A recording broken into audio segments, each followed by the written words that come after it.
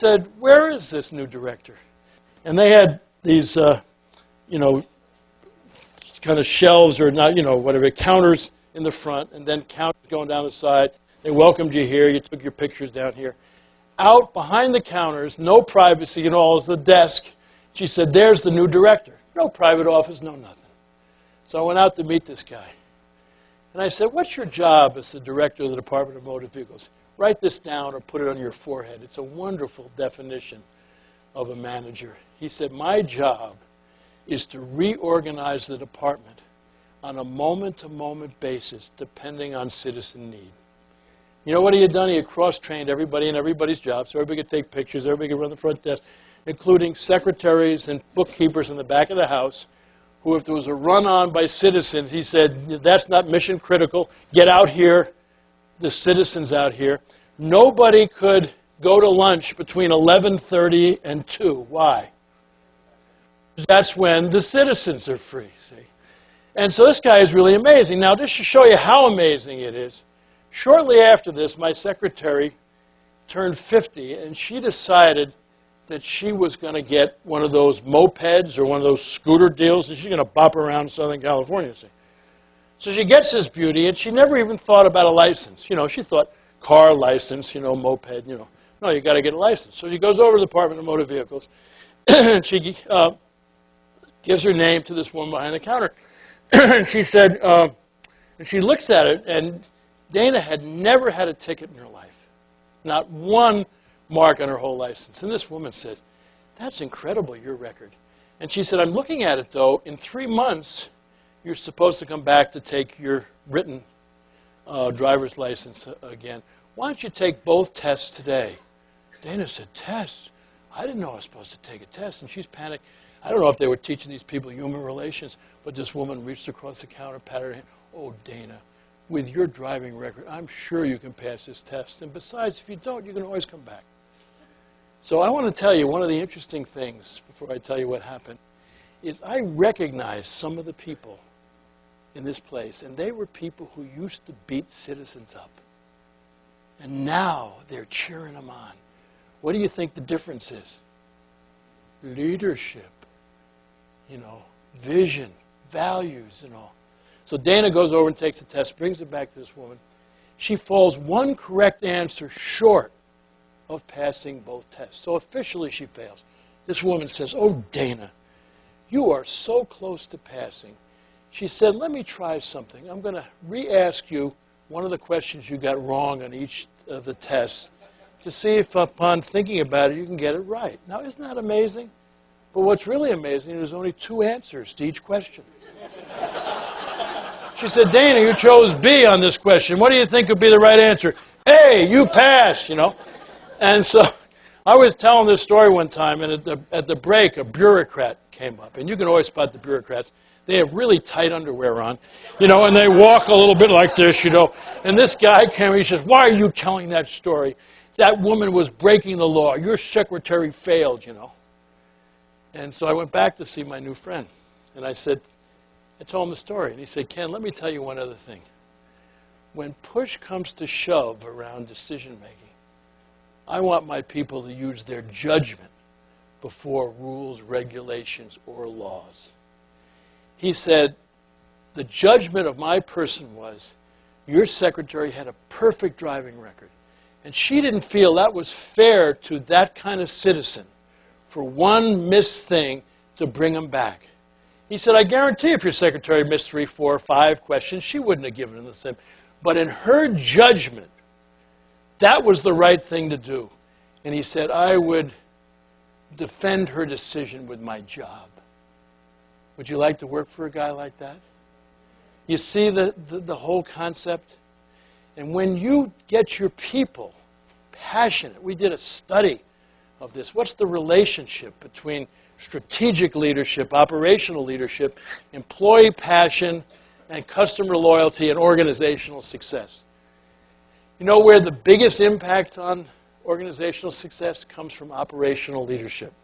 From turning the... Not that the strategic is important because you need it, but the point is your people and your customers, they don't know what your strategy is. They don't know what the initiatives are. They don't know what the values are. And they say, All they know is how they're treated. And if your people are treated by an organization that turns the pyramid upside down and drives leadership throughout the organization, empowers people, they get passionate about their work. They get excited about serving customers. And that's what the change in these people at the Department of Motor Vehicles was. It was just incredible to see. And when they do that, what do? They go out of their way to take care of customers. What happens to customers? They get to be loyal. They can't believe it. And they start bragging on these people, which reinforces them again and makes them even more. And they create what we call raving fan customers. What's a raving fan customer? A customer that is so crazy about the way you treat them, they want to brag about you. They become part of your sales force and all. And that is so powerful, you know. It beats advertising every single time. Because if you create raving fan customers, they're out there and they're talking about you and they're bragging on you and all that kind of thing. And so my feeling is that if you're a bearer of hope and you're constantly saying to people, hey, together we can do this. You know, I mean, this is tough, but we'll make it. You know, let's not get down. We pulled through other things together. We can do it and all. And you get them going and they get their shoulders back and, man, let's go get it and all that kind of thing. You really can be amazed at the kind of things you can do. And then that combined with treating them as your business partners, that they can bring their brains to work, that they really ought to be involved in decision making and share information with them so they know what's going on. And then you combine that with servant leadership that says, yes, the strategic leadership and direction and vision is really important, but where the real action is around operational leadership and implementation. And that's when we turn the pyramid upside down. That's where we do the thing. And just to end my talk, and then we'll have some questions, is that one of my big goals as I travel around the world is the reason we can't get more people to buy into servant leadership is that they're self-serving. And the reason they're self-serving, they think that who they are is a function of how much money they make, the recognition they get for their efforts, and the power and status they have in their position. Let me tell you, there's nothing wrong with making good money. There's nothing wrong with getting recognized for your ethics. There's nothing wrong with getting some power status. What's wrong is when you think that's who you are. Because what do? Your scorekeeping is there. How do we get these people already making millions of dollars that want more? I mean, that's so absurd. How much money do you need? How many houses do you need? And all that kind of thing. Why? It's their scorekeeping. Because their self-worth is attached to their performance plus the opinion of others. And they miss significance in life. And servant leaders understand significance. What's the opposite of making money? It's generosity. When we're talking about generosity, what are we talking about? We're talking about not only your generosity of your treasure, your money, but we're talking about your time, your talent, and I like to add a fourth, your touch, reaching out to people. What's the opposite of recognition? I think it's service. You know, how can I help? Is there anything I can do? And then what's the opposite of power and status? It's loving relationships. John Ortberg, who's a great pastor and friend, just came out with a wonderful book you ought to get called At the End of the Game, It All Goes Back in the Box. And it's a story about John and his grandmother when he was young. She was a vicious Monopoly player. Any of you ever play Monopoly? He said when she played Monopoly, she acted like she was the illegitimate child of an affair between Donald Trump and Martha Stewart, you know. And at the end of the game, she had everything and he had nothing. And she would get this great grin on her face and she'd say, John, someday you're going to learn how to play the game. One summer when John was 12 or 13, this kid moved next door who was an incredible Monopoly player. He practiced with his kid every day that summer because he knew his grandma was coming in September. And when Grandma came, he ran into the house, gave her a big hug and a kiss, and he said, Grandma, how about a Monopoly game? And her eyes lit up, and she said, let's go, John. But he was ready for her this time. And he came out of the chute, and he wiped his grandmother out. At the end, he had everything. She had nothing. He said it was the greatest day of his life. And his grandmother smiled and said, John, now you know how to play the game. Let me teach you a lesson about life. It all goes back in the box. He said, what? Everything you bought, everything you accumulated, all goes back in the box. And people don't get it, that you can push and shove in life for money. You can push and shove for recognition and power. Baby, when you die, it all goes back in the box. The only thing you get to save is your soul. And that's where you store who you loved and who loved you. I love the ending of Ghosts, which is getting a big play because Patrick Swayze just died recently. But remember that film? It's a story about a financial advisor who gets killed by a supposed friend. He gets to stay on Earth as a ghost to defend his girlfriend, Molly, played by Demi Moore. He gets to talk to her through this wonderful character that Whoopi Goldberg plays, kind of a clairvoyant type, you know, by the name of Oda Mae. And at the end of the film, he's avenged his death. And the three of them are on the rooftop of Molly's apartment. And all of a sudden, this white light comes to get him. And Oda Mae says, "They're coming for you, Sam." And he turns to Oda Mae and he says, "Your mama would have been proud of you." And then he goes and stands in front of Molly. If you saw the movie, he never told Molly he loved her. Molly would say, "I love you, Sam." And what would Sam say? Ditto. And now with tears coming down his eyes, he says, "Molly, I love you. I've always loved you." And Molly's crying and she says, "Ditto." And then he goes to face the light. And he stops one last time and he turns to Molly. He says, "Molly, the incredible thing about this is you can take the love with you." And that's all you're going to take out of this world. You know, somebody asked my wife Margie recently, you know, what is leadership all about? She said, leadership is love. It's not about love. It's loving your mission. It's loving your customers. It's loving your people. And get this, it's loving yourself enough to get out of the way so other people can be magnificent. And I think if we really do that, I don't care if it's hard times, we can make it together. So God bless.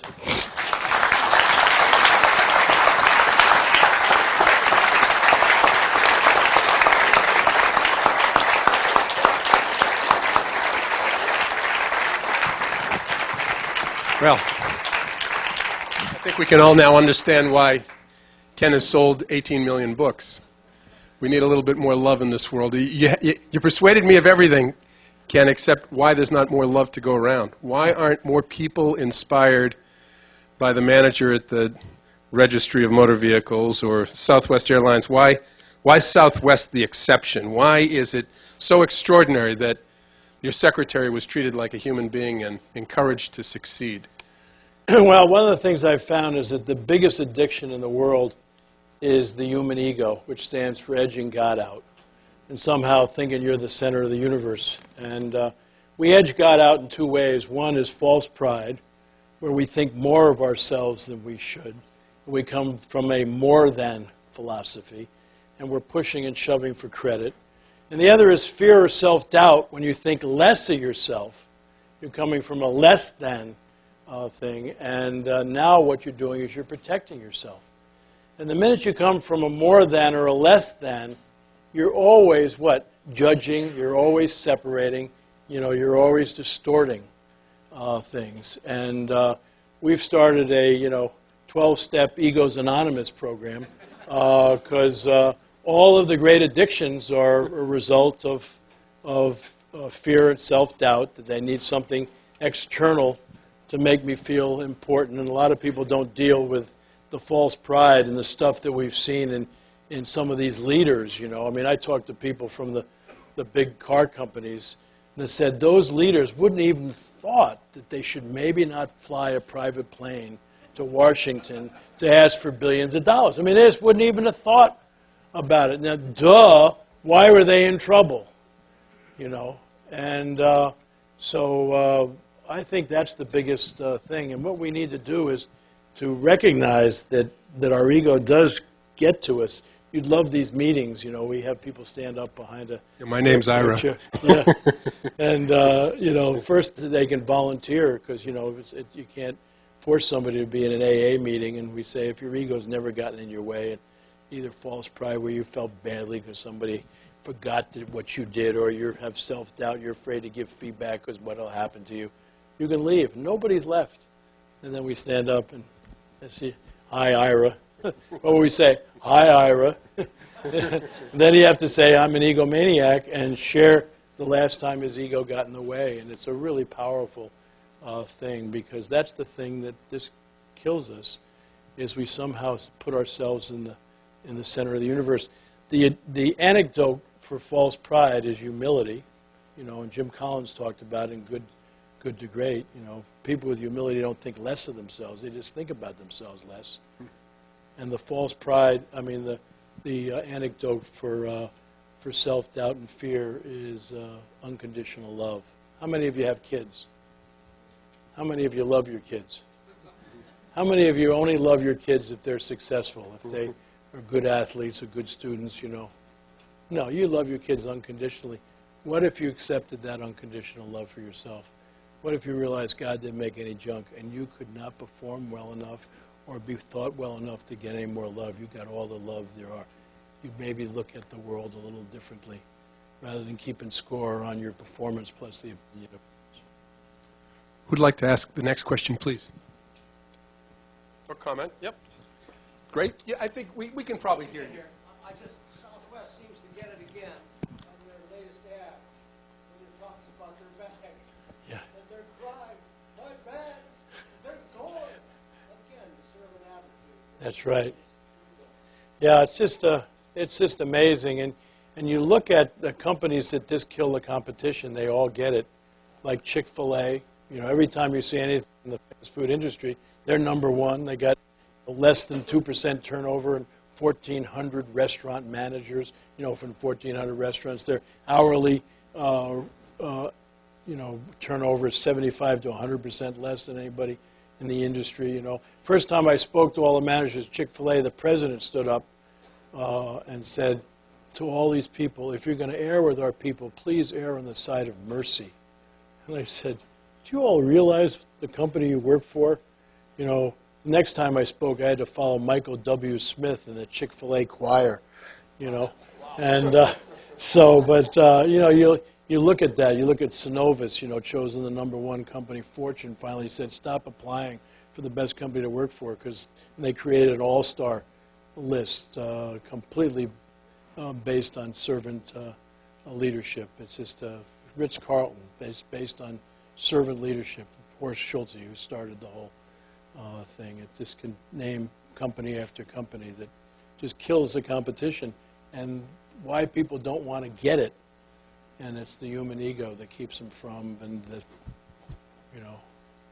all those kinds of things. Who's next, please? Stand up. Thank you.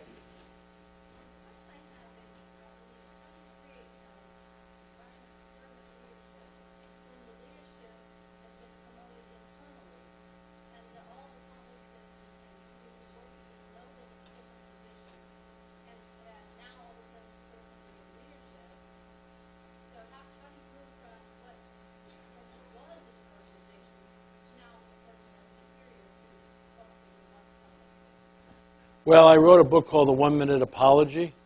And so you might start off by saying, I couldn't sleep the other night, because I suddenly got this position. And I was just thinking about, what I could do differently that could make a difference. And I want to apologize for anybody that I might have, led in a different way. But this is where we're going. And people ask me, how do you turn a self-serving leader into a servant leader? There's only 3 ways I know. One is a near-death experience. That's very helpful. People almost die. They look at the world very differently. Second is a spiritual awakening, and I've seen that happen to people. And the third is a significant role model. And so you just look at, it's maybe getting up to that position. All of a sudden they get a chance to interact with some people. And start to look at best practices and start to realize maybe there's a better way to do this and all. But so often leaders don't want to act like they're vulnerable, like they maybe made mistakes in the past and all. I think that that's one of the ways to build your image and your people, because they all know that you're not perfect. And the quicker you admit it, the better. And I think that's, and yet you just don't get anybody who wants to do that, They all want to cover up. I wrote the 1 Minute Apology after the whole Clinton thing, with Monica Lewinsky. If he had just gotten up in front of the country and said, can you imagine what a jerk I am? here's the President of the United States carrying on in the Oval Office. I apologize. I just, hope that somehow you'll be able to forgive me. The whole country would have said, all right, Billy, stop it. And we would have gone on, we could have run the country rather than sitting around there trying to prove something, good apology is probably one of the best things you can learn. Mr. Blanchard, your 3 routes to teaching how to be a servant leader suggests to me to be a little cantankerous at this point. There's not very much of a role for business schools, for B schools. That's not a part of the curriculum, I don't think. So how do you see the role of business schools, management schools? I tell you that I was including them, and I appreciate you bringing that up in the role model. I want to tell you, one of the biggest thrills I have, my title is I'm the Chief Spiritual Officer in our company. I leave a morning message for everybody in our company, and I do 3 things. First, I tell them who to pray for, because people tell me who's hurting and all that kind of thing. Then I praise people, and then I leave them. And one of the most powerful things, when all those Harvard MBAs signed that code of ethics, and I wanted to say, wow, now we're starting to cook, And I think that if business schools really started to teach servant leadership as the only way to lead, and it's not soft management, it's the only way to do it, and they don't have to go with the faith-based stuff. You can go with Greenleaf stuff or other people. I think we can really make a difference, and I'm really optimistic. We're involved in 2 master's degree programs, one at the University of San Diego, and it's a Master of Science in Executive Leadership, and then at Grand Canyon University we have an Executive MBA. And what we do is we intersperse the program with the basic business acronyms that you normally get in an MBA program. But we start off with self-leadership. The first thing is for people to look at themselves. What's my mission in life? What are my values? What's my leadership point of view and all. I think a lot of people have never taken a good look at themselves. Then we move to one-on-one leadership, which is now about building trust. And once you can lead another individual, then you can go to team leadership, and we move to that. And that's about building a community. None of us is as smart as all of us. And then we end with organizational leadership, which is, how do you run an organization, which is a bunch of departments and teams and all, with both results and people.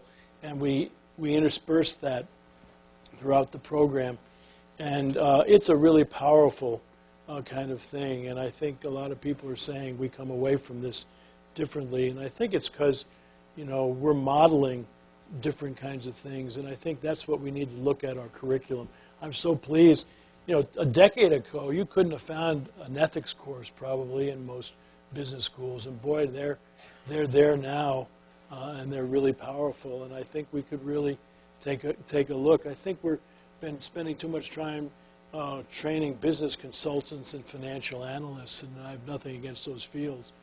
But we need some leaders. Well, it's a real joy to be with you, and hope some of the thoughts I share might be helpful. Let me just end with one story. I became a big fan of the Special Olympics over the years, and one of my favorite stories, they even made an ad over it. In Spokane, Washington, a number of years ago, in the 100-yard dash, they had 9 contestants in the male 100-yard dash, and they were all down the starting blocks with, like the regular Olympics, and the guy with a gun, bang, it goes off.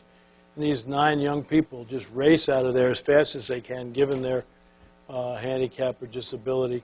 And about a third of the way down the track, one of the kids tripped and fell. And he tried to get up, and he fell again. And he just lied on the track, and he just sobbed and cried loudly. 2 of his opponents heard him crying and stopped where they were and turned around and headed back towards him. The other 6 people raced for the gold.